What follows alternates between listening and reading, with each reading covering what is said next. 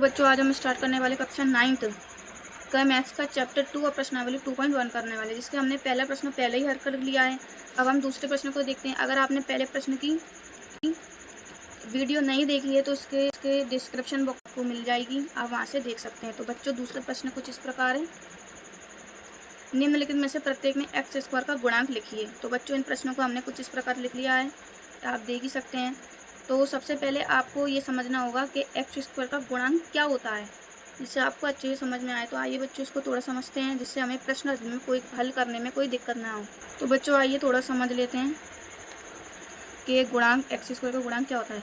मान लीजिए मैंने लिखा एक्स स्क्वायर, अभी हम प्रश्न में हमसे एक्स स्क्वायर की बात की गई है, तो हम सिर्फ एक्स स्क्वायर पर ध्यान देंगे। एक्स स्क्वायर, इसके पास कुछ भी नहीं लिखा है, मैं लिख दूँ 2, तो यही इसका गुणांक हो गया 2।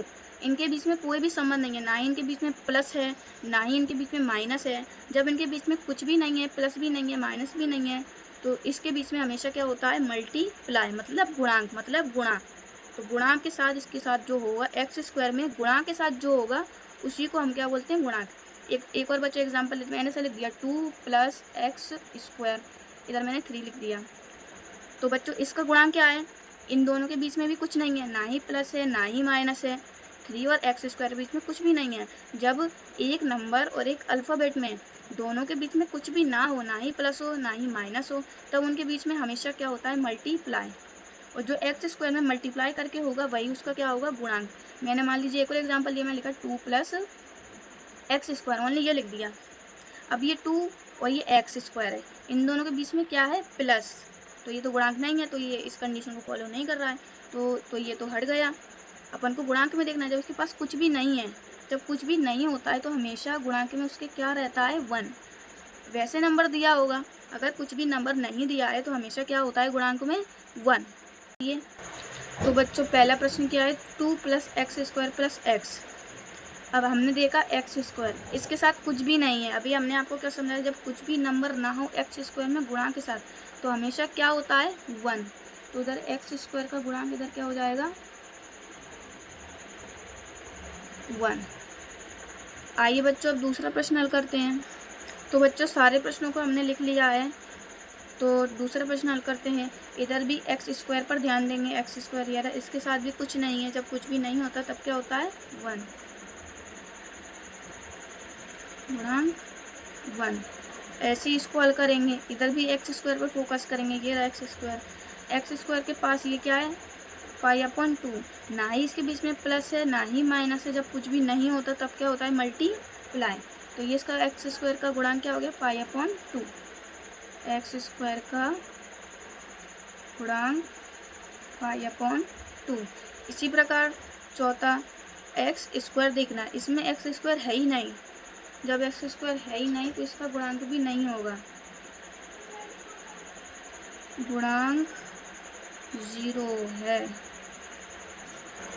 तो बच्चों दूसरा प्रश्न हमने हल कर लिया है। अब हम तीसरा प्रश्न हल करते हैं, जो कि हमने लिख लिया है, जो कि कुछ इस प्रकार है। 35 घात के द्विपद, 35 घात के द्विपद, ठीक है बच्चों। और 100 घात के एक पदी, 100 घात के एक पदी का एक एक उदाहरण दीजिए। तो 35 घात के द्विपद लिखना है और 100 घात का एक पदी लिखना है। तो आइए बच्चों पहले इसको समझ लेते हैं। तो द्विपद का इधर क्या मतलब है, x + 2। ये कितने पद हो गए, 2। यही इसका मतलब यही है, ये 2 पद हो गए, तो ये हो गया द्विपद। इसमें क्या है, एक पद, मान लीजिए x लिख लिया, ये हो गया एक पद, ये हो गया एक पद। ऐसे ही y लिख लिया, ये भी एक पद। मान लीजिए मैंने लिख लिया y + का x, इसमें भी कितने पद हो गए, ये 2, तो ये हो गया द्विपद। तो आपको समझ में आया होगा कि एक पद और द्विपद क्या होता है। अब प्रश्न को हल करते हैं। 35 घात के द्विपद, हमने 2 पद लिख लिए x + 2। अब इसमें चर की देखेंगे हमेशा। घात कितनी बोला है, 35 घात कितनी बोला है, 35। तो चर की घात कितनी होगी, 35। ये इसका आंसर। इसी प्रकार 100 घात का एक पदी, 100 घात का एक पदी हम कुछ भी लिख सकते हैं, x की पावर कितनी, घात कितनी, 100, इसकी पावर 100। एक ये इसका आंसर। एक एक उदाहरण इसके ये हो गए। आप अपने मन से कुछ भी लिख सकते हैं, जैसे कि कितने द्विपद, पावर कितनी होना चाहिए इसकी, 35। इसी प्रकार दूसरे प्रश्न के लिए 100 घात वाले के लिए मान लीजिए तो लिख लिया हमने y, इसकी घात कितनी होना चाहिए 100। तो एक इसका ये भी आंसर हो सकते हैं इनके। तो आप अपने मन से कुछ भी लिख सकते हैं। तो इस वीडियो को हम यहीं पर समाप्त करते हैं। वीडियो को लाइक करके चैनल को सब्सक्राइब करें।